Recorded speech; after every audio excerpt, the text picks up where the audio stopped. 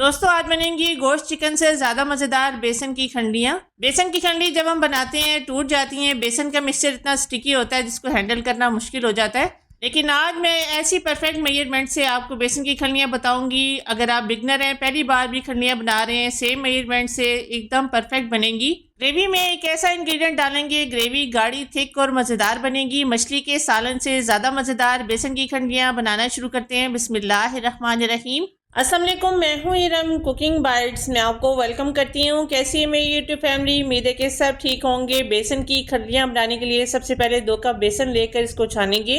बेसन को छानने से खंडियों का जो बैटर हम बना रहे हैं बहुत ज़्यादा स्मूथ बनेगा। ये जो आपको गुठली इसमें नज़र आ रही है इसको भी आपने डिस्कार्ड नहीं करना, चम्मच से दबाकर इसको क्लियर करेंगे। बेसन को अच्छी तरह से छानने के बाद अब इसमें 200 ग्राम यानी 1 कप के बराबर दही शामिल करेंगे। दही अगर पुराना या खट्टा भी पड़ा है तभी आपने इस्तेमाल कर लेना है, कोई मसला नहीं है। दही डालने के बाद अब इसमें कुछ स्पाइसेस शामिल करेंगे।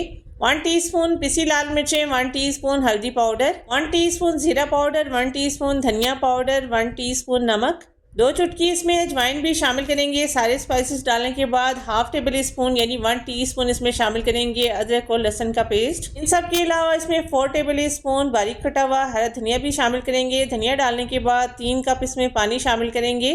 जिस कप से आपने माप कर बेसन लिया था उसी कप से आपने मेजर करके इसमें पानी शामिल करना है। पानी और बेसन की मेजरमेंट का अगर आपने ख्याल रखा तो फर्स्ट टाइम भी ये खंडियाँ आपसे बेहतरीन बनेगी इंशाल्लाह ताला। पानी डालकर बेसन को अच्छी तरह से मिक्स करेंगे, इतना मिक्स करेंगे कि सारे लम्स वगैरह इसमें ख़त्म हो जाए, कुट्टी इसकी ख़त्म हो जाए, अच्छी तरह से ये मिक्स हो जाए।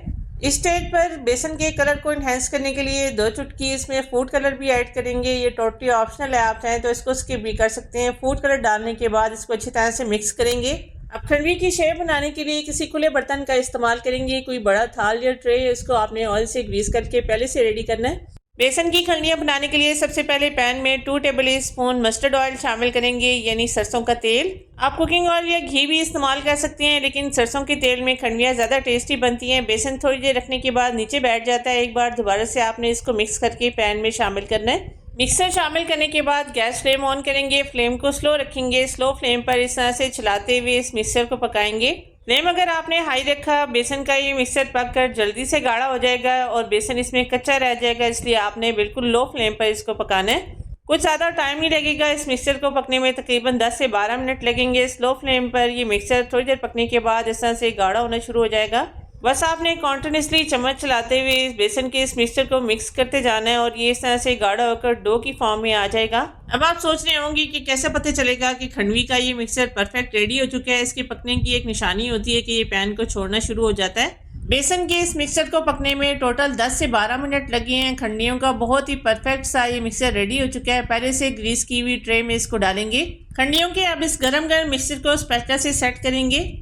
अब जितनी पतली और मोटी आपने खंडियाँ बनानी है, चौड़ाई आपने इस हिसाब से इसकी देख लेनी है। अगर आपने ज़्यादा पतली बनानी है फिर आपने इस मिक्सचर को ज़्यादा फैलाना है, और अगर मोटी खंडियाँ आपने बनानी है फिर थोड़ी सी आपने इसको थिक रखना है। मैं सजेस्ट करूँगी आप इसकी मोटाई तकरीबन ½ इंच के बराबर लाजमी आपने रखनी है।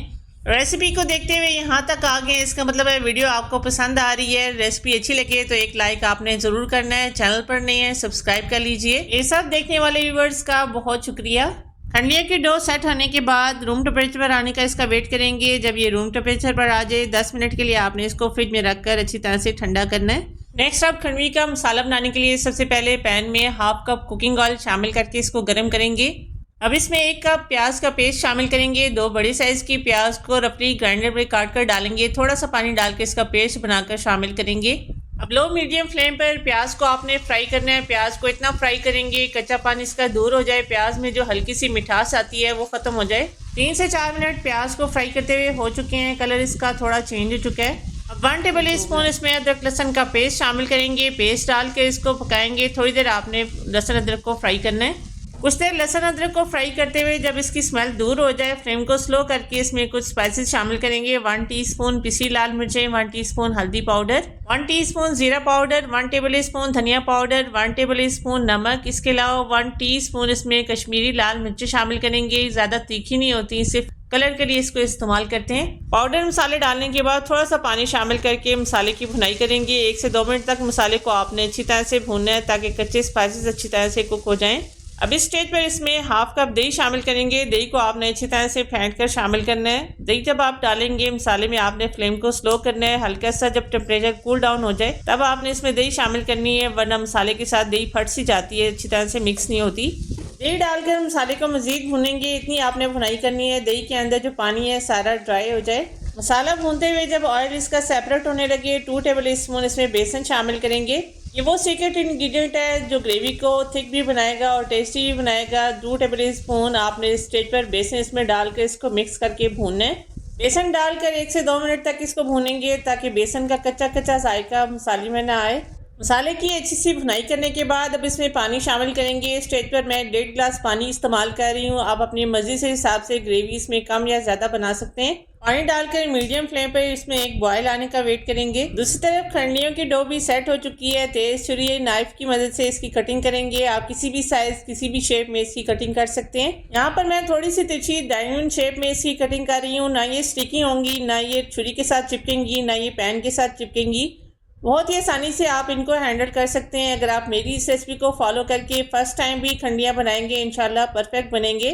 थिकनेस आप इनकी देखें, इतनी थिक आपने इनको रखना है। दूसरी तरफ पानी में बॉयल आ चुका है। खंडियों की कटिंग करने के बाद अब इसमें शामिल करेंगे। आप चाहें तो इस स्टेज पर बेसन की खंडियों को फ्राई करके एज अ स्नैक्स भी खा सकते हैं, बहुत ज़्यादा टेस्टी लगती हैं। लेकिन आज हम इनका सालन बना रहे हैं इसलिए इनको मसाले में ऐड करेंगे।